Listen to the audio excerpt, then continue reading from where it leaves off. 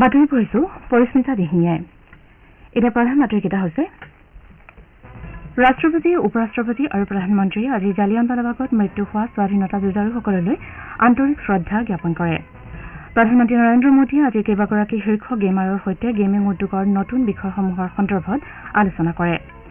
ৰাষ্ট্ৰপতি আৰু প্ৰধানমন্ত্ৰীয়ে বহাগ বিহু, বৈশাখী, বিচু, বিহু, পয়লা বৈশাখ, বৈশাখৰী আৰু পটুন্দু উপলক্ষে দেশবাসীক ওলগ জনাইছে। ৰাষ্ট্ৰীয় পৰীক্ষণ সংস্থা NTA আজি CUET PGৰ ফলাফল ঘোষণা কৰিছে আৰু IPL ক্ৰিকেট প্ৰতিযোগিতাত আজি মোহালিত হ'বলগীয়া এখন খেলত পাঞ্জাৱ কিংছ ৰাজস্থান ৰয়েলছৰ বিৰুদ্ধে অৱতীৰ্ণ হ'ব।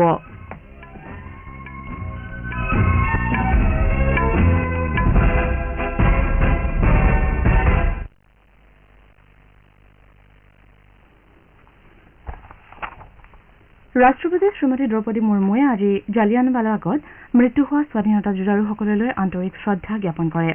সামাজিক মাধ্যমৰ এটা পোষ্টত ৰাষ্ট্ৰপতিগৰাকীয়ে কয় যে স্বৰাজৰ হকে জীৱন উৎসৰ্গা কৰা বীৰ শ্বহীদসকলৰ প্ৰতি দেশ সদায় ঋণী হৈ থাকিব। এই শ্বহীদসকলৰ দেশপ্ৰেমৰ মনোভাৱে অনাগত প্ৰজন্মক সদায় অনুপ্ৰাণিত কৰিব বুলিও শ্ৰীমতী মুৰ্মুৱে প্ৰকাশ কৰে। উপৰাষ্ট্ৰপতি জগদীপ ধনখৰেও জালিয়ানৱালাবাগ হত্যাকাণ্ডৰ শ্বহীদসকলৰ প্ৰতি শ্ৰদ্ধাঞ্জলি জ্ঞাপন কৰে। সামাজিক মাধ্যমৰ এটা পোষ্টত উপৰাষ্ট্ৰপতিয়ে স্বাধীনতা সংগ্ৰামৰ ভেটি গঠন কৰা মূল্যবোধৰ প্ৰতি সকলোকে পুনৰ প্ৰতিশ্ৰুতিবদ্ধ হ'বলৈ আহ্বান জনায়। প্ৰধানমন্ত্ৰী নৰেন্দ্ৰ মোদীয়ে দেশবাসীৰ হৈ জালিয়ানৱালাবাগ হত্যাকাণ্ডত নিহত হোৱা সাহসী শ্বহীদসকলৰ প্ৰতি শ্ৰদ্ধাঞ্জলি জ্ঞাপন কৰে। উল্লেখযোগ্য যে 1919 চনৰ আজিৰ দিনটোতে পাঞ্জাৱৰ অমৃতসৰৰ জালিয়ানৱালাবাগত ব্ৰিটিছ জেনেৰেল ডায়াৰৰ নেতৃত্বত ব্ৰিটিছ সেনাই নিৰস্ত্ৰ ভাৰতীয় লোকৰ ওপৰত নিৰ্বিচাৰে গুলীচালনা কৰিছিল। দেশৰ স্বাধীনতা সংগ্ৰামৰ ইতিহাসত ক'লা অধ্যায় হিচাপে চিহ্নিত হৈ থকা এই ঘটনাত কেইবাশ লোকৰ মৃত্যু হোৱাৰ লগতে বহু লোক আহত হৈছিল। আজিৰ দিনটোত কেইবাগৰাকী মন্ত্ৰীয়েও বীৰ শ্বহীদসকলৰ প্ৰতি শ্ৰদ্ধাঞ্জলি জ্ঞাপন কৰিছে।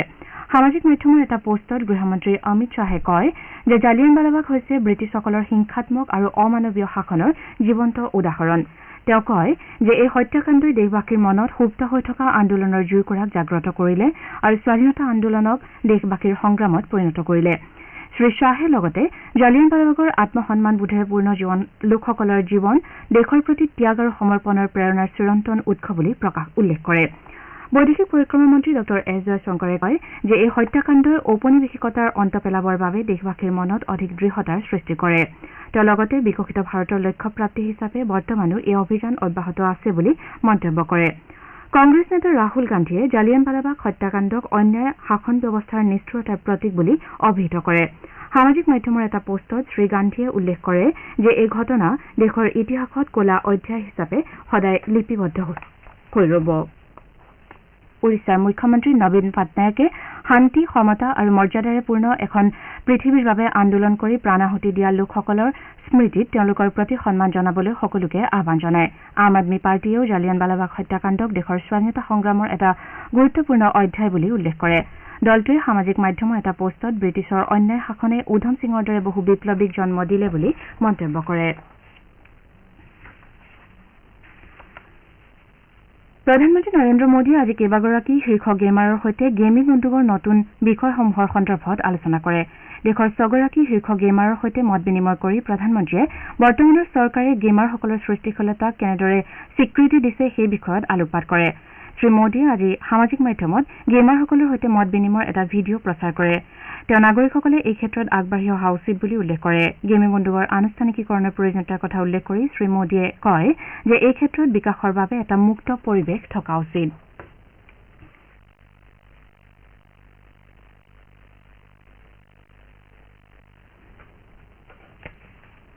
গ্ৰীষ্মকালত দেশত উচ্চ বিদ্যুতৰ চাহিদা পূৰণ হোৱাকৈ গেছ আধাৰিত শক্তি প্ৰকল্পৰ কাৰ্যকৰীকৰণৰ বাবে চৰকাৰে সিদ্ধান্ত লৈছে। গেছ আধাৰিত উৎপাদন কেন্দ্ৰসমূহৰ পৰা সৰ্বাধিক বিদ্যুৎ উৎপাদন নিশ্চিত কৰিবলৈ চৰকাৰে বিদ্যুৎ আইনৰ 11 নম্বৰ ধাৰাৰ অধীনত সকলো গেছ আধাৰিত উৎপাদন কেন্দ্ৰক নিৰ্দেশনা জাৰি কৰিছে। শক্তি বিভাগে এটা বিবৃতিত কয় যে প্ৰাথমিকভাৱে বাণিজ্যিক বিবেচনাৰ বাবে গেছ উৎপাদন কেন্দ্ৰসমূহৰ এটা গুৰুত্বপূৰ্ণ অংশ বৰ্তমান অব্যৱহৃত হৈ আছে।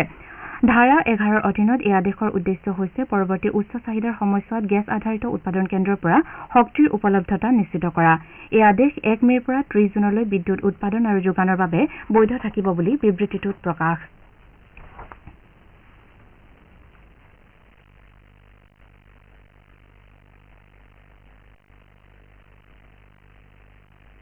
ৰাষ্ট্ৰীয় পৰীক্ষণ সংস্থা NTA আজি CUET PGৰ ফলাফল ঘোষণা কৰিছে। বিশ্ববিদ্যালয় অনুদান আয়োগে সামাজিক মাধ্যমৰ এটা পোষ্টত ফলাফলসমূহ pgceuet.samart.ac.in ৱেবছাইটযোগে লাভ কৰিব বুলি প্ৰকাশ কৰিছে। আপোনালোকে বাতৰি শুনিছে আকাশবাণীৰ পৰা।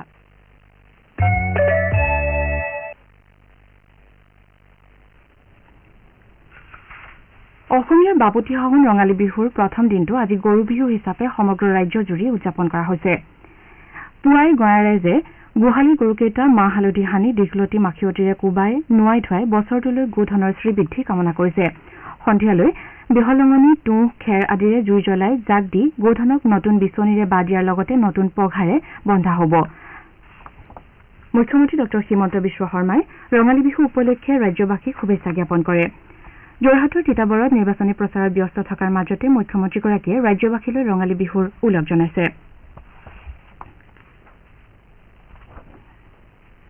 ৰাষ্ট্ৰপতি শ্ৰীমতী দ্ৰৌপদী মুৰ্মুৱে বহাগ বিহু, বৈশাখী, বিচু, বিহু, পয়লা বৈশাখ, বৈশাখুৰী আৰু পুতন্দু উপলক্ষে দেশবাসীক ওলগ জনাইছে। ৰাষ্ট্ৰপতি মুৰ্মুৱে এটা বাৰ্তাযোগে দেশৰ কৃষকসকলৰ কঠোৰ পৰিশ্ৰমৰ প্ৰতি কৃতজ্ঞতা প্ৰকাশ কৰিছে।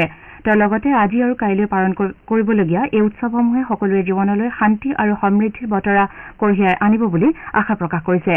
উপ ৰাষ্ট্ৰপতি জগদীপ ধনখৰেও উপলক্ষে দেশবাসীক অভিনন্দন জ্ঞাপন কৰিছে। শ্ৰীধনখৰে এটা বাৰ্তাত কৈছে যে এই উৎসৱসমূহে বৈচিত্ৰ্যৰ মাজত একতাৰ ভাৱনাৰ সুদৃঢ় কৰে। তেওঁ কয় যে অনন্য নাম আৰু পৰম্পৰাৰে বিভিন্ন প্ৰান্তত পালন কৰা এই উৎসৱসমূহে দেশৰ চহকী সাংস্কৃতিক ঐতিহ্যৰ সুন্দৰ ছবি উপস্থাপন কৰে। প্ৰধানমন্ত্ৰী নৰেন্দ্ৰ মোদীয়েও দেশবাসীলৈ বৈশাখী উপলক্ষে শুভেচ্ছা জনাইছে। সামাজিক মাধ্যমৰ এটা পোষ্টত শ্ৰীমোদীয়ে কৃষিৰ সৈতে ওতঃপ্ৰোতভাৱে জড়িত এই উৎসৱে সকলোৰে জীৱনলৈ সুখ আৰু সমৃদ্ধি কঢ়িয়াই আনিব বুলি আশা প্ৰকাশ কৰে। তেওঁ লগতে কয় যে এই উৎসৱৰ জৰিয়তে আমাৰ বৰ্ণাঢ্য পৰম্পৰাক উদযাপন কৰাৰ লগতে সম্প্ৰীতিৰ এনাজৰী প্ৰসাৰিত কৰাৰ প্ৰয়াস কৰা হয়। লোকসভা নিৰ্বাচনৰ প্ৰথম পৰ্যায়লৈ মাজত মাথো ৬টা দিন বাকী থকা অৱস্থাত ৰাজনৈতিক দলসমূহে প্ৰচাৰ অভিযান তীব্ৰতৰ কৰি তুলিছে। বিভিন্ন ৰাজনৈতিক দলৰ তাৰকা প্ৰচাৰকসকলে দেশৰ বিভিন্ন প্ৰান্তত ভোটদাতাক আকৰ্ষিত কৰাৰ উদ্দেশ্যে নিৰ্বাচনী সভাত অংশগ্ৰহণ কৰা পৰিলক্ষিত হৈছে। জ্যেষ্ঠ বিজেপি নেতা তথা গৃহমন্ত্ৰী অমিত শ্বাহে আজি সন্ধিয়া নয়ডাৰ এখন নিৰ্বাচনী সভাত অংশ ল'ব। শ্ৰীশ্বাহে গৌতম বুদ্ধ নগৰৰ প্ৰাৰ্থী মহেশ শৰ্মাৰ হৈ নিৰ্বাচনী প্ৰচাৰ চলাব।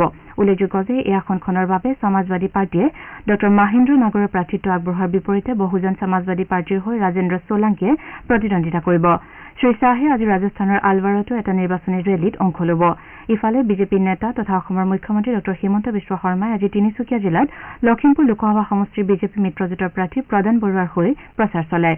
মুখ্যমন্ত্ৰীগৰাকীয়ে সমষ্টিটোৰ অন্তৰ্গত কাকপথাৰ ৰাজহুৱা খেলপথাৰত নিৰ্বাচনী সভাত অংশ লয়।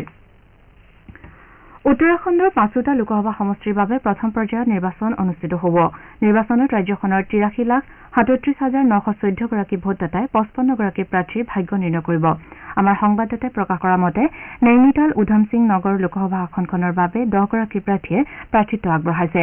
ইয়াৰ ভিতৰত বিজেপিৰ প্ৰাৰ্থী তথা প্ৰতিৰক্ষা বিভাগৰ ৰাজ্যমন্ত্ৰী অজয় ভাট, কংগ্ৰেছৰ প্ৰকাশ যোশী, বিএছপিৰ আখতাৰ আলী আৰু ইউকেডিৰ শিৱ সিং আছে। কংগ্ৰেছ কেন্দ্ৰীয় নিৰ্বাচন সমিতিৰ এখন বৈঠক আজি দিল্লীৰ মুখ্য কাৰ্যালয়ত অনুষ্ঠিত হ'ব। বৈঠকত সমাগত লোকসভা নিৰ্বাচনৰ প্ৰাৰ্থী বাছনিৰ সন্দৰ্ভত আলোচনা কৰা হ'ব। দলৰ সভাপতি মল্লিকাৰ্জুন খাৰ্গে বৈঠকত অধ্যক্ষতা কৰিব। বৈঠকত কংগ্ৰেছ সংসদীয় দলৰ অধ্যক্ষ ছোনিয়া গান্ধী, দলৰ মহাসচিব কে চি বেণুগোপালকে ধৰি দলৰ আন জ্যেষ্ঠ নেতাসকল উপস্থিত থকাৰ সম্ভাৱনা আছে। IPL ক্ৰিকেট প্ৰতিযোগিতাত আজি মৌহালিত হ'বলগীয়া এখন খেলত পাঞ্জাৱ কিংছ ৰাজস্থান ৰয়েলছৰ বিৰুদ্ধে অৱতীৰ্ণ হ'ব। খেলখন সন্ধিয়া ৭:৩০ বজাত আৰম্ভ হ'ব। বাতৰি শেষ কৰাৰ পূৰ্বে প্ৰধান বাতৰি কেইটামান আকৌ এবাৰ পঢ়ি দিছো। ৰাষ্ট্ৰপতি, উপ ৰাষ্ট্ৰপতি আৰু প্ৰধানমন্ত্ৰীয়ে আজি জালিয়ানৱালাবাগত মৃত্যু হোৱা স্বাধীনতা যুঁজাৰুসকললৈ আন্তৰিক শ্ৰদ্ধা জ্ঞাপন কৰে।